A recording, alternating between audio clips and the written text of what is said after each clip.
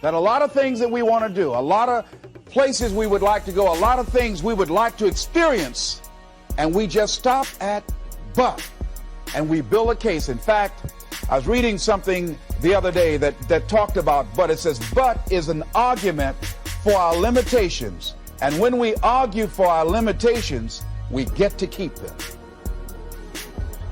See, but will cause you to procrastinate, but will cause you to hide out behind fear, but will cause you to come up with all type of excuses that you can validate your inaction and not acting on your dream. And right now, more than ever, people need to look for ways to live their dream. People need to look for ways to make it on their own. There is no such thing as job security. There's no such thing as a storm-proof or tragic-proof life. There are no guarantees today, ladies and gentlemen. The illusion is gone. There was a time when we graduated from high school, you were told, go to college and get out, and you go and work for a corporation for 30 or 40 years. They'll give you a gold watch and you'll retire. Special announcement, that day is gone. That day is gone, never to return again.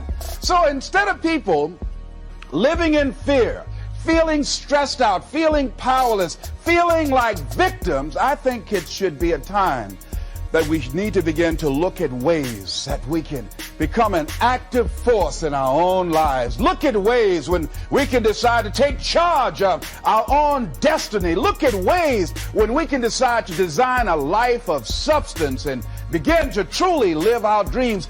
And it's time for people to decide, I'm ready to get on with my life. Shake somebody's hand on your right and left. A guy named Bob May say this, don't let nobody turn you around. Do that right quick. Now, you know, a lot of people say, I'm going to live my life one day when things get right. When I get all my bills paid. When I get my feet on the ground. I say, what have you been walking on? See, there are no problem-free moments. A guy named Dimples had a record one time called, If It Ain't One Thing, It's Another. And I say, if it ain't one thing, it's 12 others. Always something there to build a case on why you can't move on, why you can't grow to the next level, why you can't begin to manifest your greatness, why you can't begin to live life on your terms. Always something there to block you, to keep you where you are, and keep you from beginning to develop your true greatness. Always some fear. How do we handle it?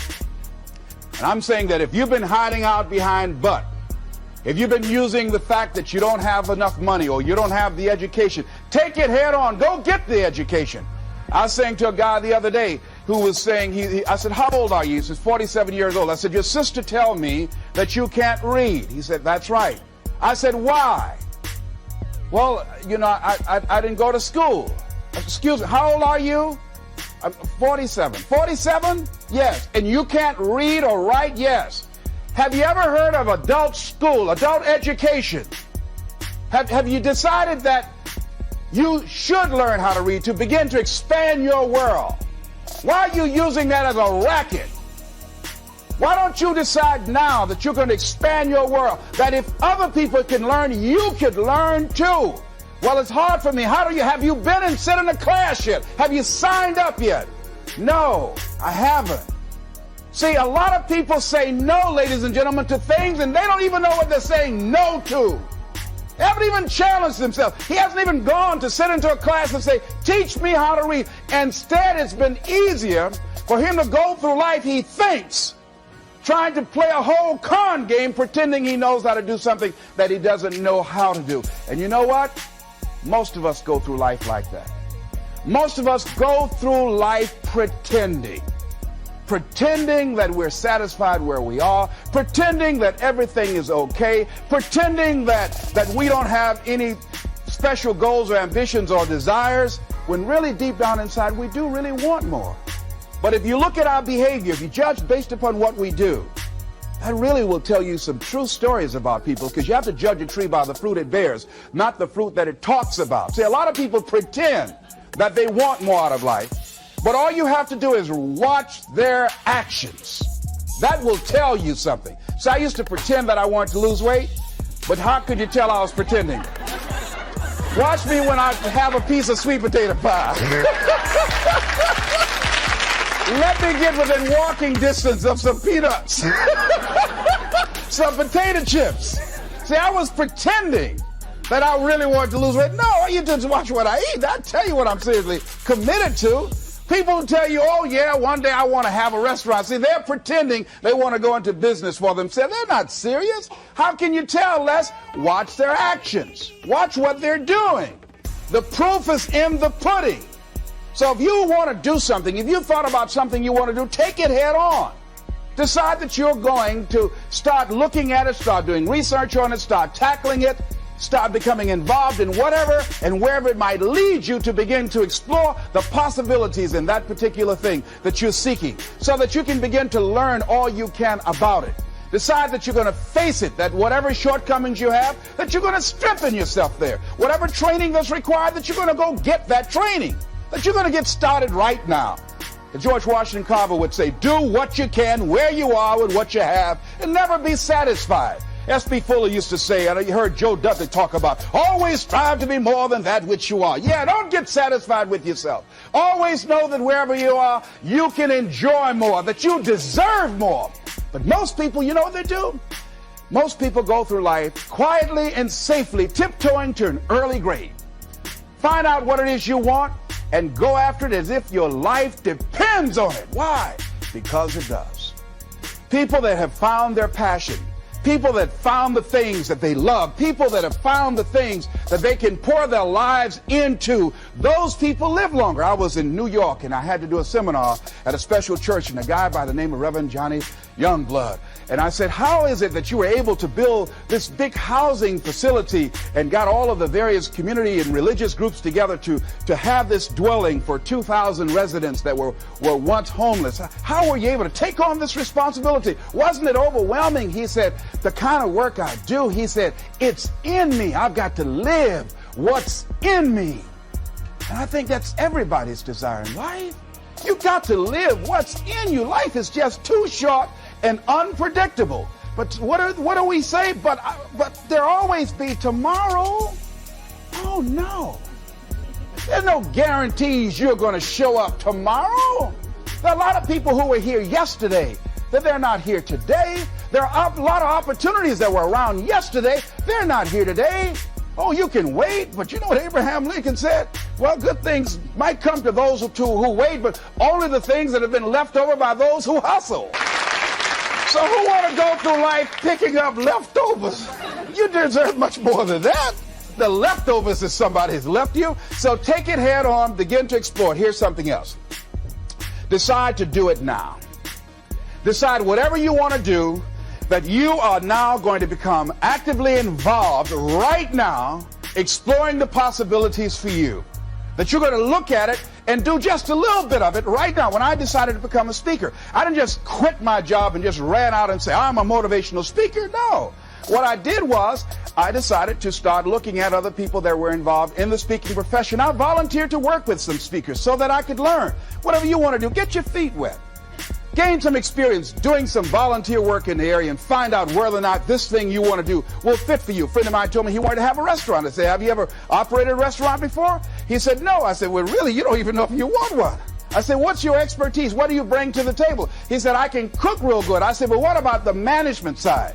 What about the business part of the restaurant? You're not going to be cooking all the time. Somebody's got to receive the money. Who's going to manage the personnel? He said, you got it right. You got a point there. So this guy got a job in a restaurant in the evening time on a part-time basis. After doing that for a while, he said, you know what? I think I just want to be a chef.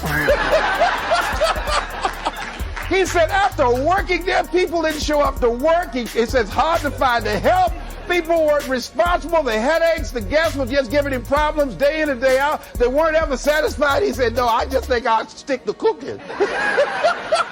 See, you got to find out what fits for you. Because you might decide that after you go up in there and examine it and experience it and get some experience under your belt on it, well, you say, this is really not what I want. This does not fit for me. So decide that you're going to do that. Now, John H. Johnson said something that's very important. He said, there's no defense against an excellence that meets a pressing public need. See, whatever you decide to do, look at it and find out what is it that I have that I could bring to the table that can begin to enable me to ensure that I could be successful in this. Where is the opening for you? There's room for you out here in the arena called life. There's room for you to come out and live your dream. Don't allow but to keep you in the corner or keep you up in the bleachers looking at life, being a spectator, not being a participant, making a difference in life. I believe that all of us came here with something. All of us showed up to give something, and that nobody's going to give that service that you have to give. No one's going to produce your product. No one's going to write your book. No one's going to open your academy. No one's going to begin to create your daycare with a special curriculum to help to cultivate the high self-esteem in our children. That's your idea. And if you don't bring your idea out here, when you die, all of us will suffer because we've been deprived of your genius because you allowed but to keep you in the bleachers and not pursuing your greatness. You take it to your grave with you. And that's what most people do. I think that's why the guy said that many people die at age 21 and don't get buried until they're 65. They're walking dead. You can tell them by the way they walk. How they look in the face. When they speak to you. I was giving a speech in this high school, and a lady came after school. She said, "Mr. Brown, I want to talk to you about my son." I said, "What is it?" She said, "He's not motivated." I said, "I wonder why." You got to have energy, ladies and gentlemen. You got to have life. If you're excited about what you're doing, even in the area of selling, you know people don't buy because of logical reasoning. People buy because of your way of feeling. People don't like to be around dead people. No, let the dead bury the dead. No, keep them away from you before they grab you and want to hold on to you and something. So the fact that whatever you do, you want to be excited about it. You want to have the kind of excitement that is so contagious that people want to be around you. Because whatever you're doing, whatever you talk to people about, this particular idea that you have, they're looking at you and they want to know, do you believe it? And are you the kind of person they want to be in business with? And if you're not positive, if you're not energetic, if you're not fired up about it, how can you expect anybody else to be fired up about your idea? Am I right? All right, repeat after me, please. I'm going to be fired up about my dreams. I'm going to go at it with everything I got. Shake somebody's hand on your right and left and say, "You got what it takes." There are a lot of people who say, "But I tried once or twice and it didn't work out." And so they use that as an excuse not to ever come out again. Guy said, if at first you don't succeed, you're running about average. So if you have come out here with an idea and it didn't work out 2 or 3 times, well, that's all right. You're running about average. You know, I heard something, a jarring question. It says, why is it that people prefer known hells to unknown heavens? You know why? Because it's comfortable, ladies and gentlemen.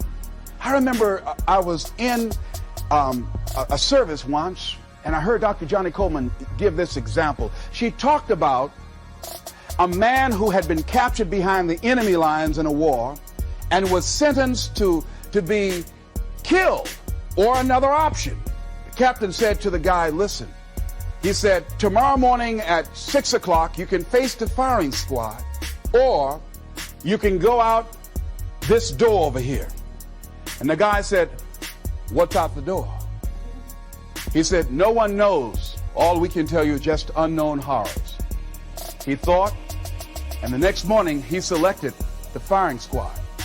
After the shots rang out, the captain's secretary said, "What's beyond that door?" And he said, "Freedom." But very few people would select to do it because it's unknown. See, a lot of people never live their dreams. A lot of people never do the things they want to do. A lot of people stay on jobs where they're miserable. I read an article called, "Is Your Job Making You Sick?" A lot of people, some of y'all know about that already here. So go on and say amen. It's all right.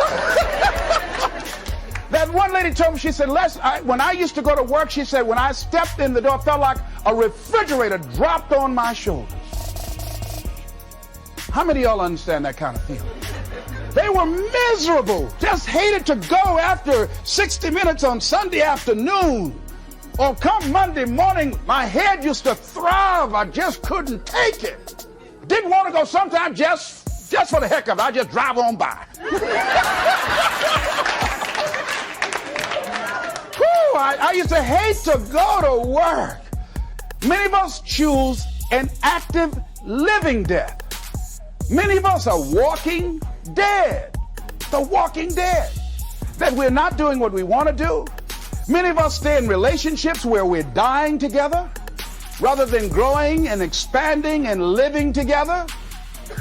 We're miserable, but because we don't have the courage to see ourselves beyond that relationship that has turned toxic, we go through life living dead people. And you can always tell couples that have been together for a little while. Go in a restaurant, the ones sitting side by side, giggling and talking to each other, feeding each other with their fork and spoon, they just got together for 1 week. You see them in the car, they're sitting all up each other, hugging and slugging. Oh, they've been together about 3 days, all right? But if you see people in the restaurant, see a couple, and they're sitting in front of each other. Takes so long for this food, I wonder when they're going to hurry up. Those are the married ones. Oh, but what if I know people have been married for years, living in 2 separate rooms, sleeping in 2 separate beds? Well, it's cheaper to keep it. Not necessarily. It's according to the price you want to pay. See, the price of peace of mind, the price of living the truth, of being honest with yourself and say, wait a minute, it's got to be more than this. So you've got to decide, wait. Even if things don't work out, even if I experience defeat or failure, that does not make me a failure. It's a difference between failing and being a failure. If things don't work out, if you don't produce the results you want, that's all. But don't confuse who you are with the results that you produce. I used to be a state legislator in Columbus, Ohio. And I remember once I was going to introduce some legislation on the floor, and after getting that legislation passed, a guy came up behind me, and he had some legislation that I opposed him on that. And I was about to stand up to debate this guy, and the guy next to me said, excuse me, don't debate that guy. Why? Do you know who that is? I said, no. It's Will Konsky from Toledo. It's a bad dude. He's a lawyer, Les. That man can debate. I don't care. I'm Les Brown, maybe Brown's boy.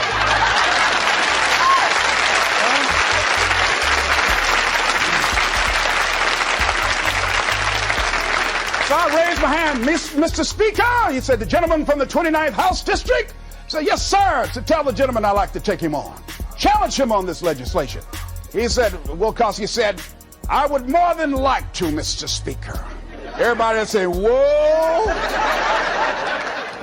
I asked him some questions. He responded. I say, I wonder why I asked that man that question. Will Konsky won't be out. I mean, I was so embarrassed, I just limped back to my room with my yes, I can attitude. However, here's what I learned. When you win, see, if I win a debate, I win because of what I know. When I lose because what I don't know. So I had to check out, what is it that I did not know?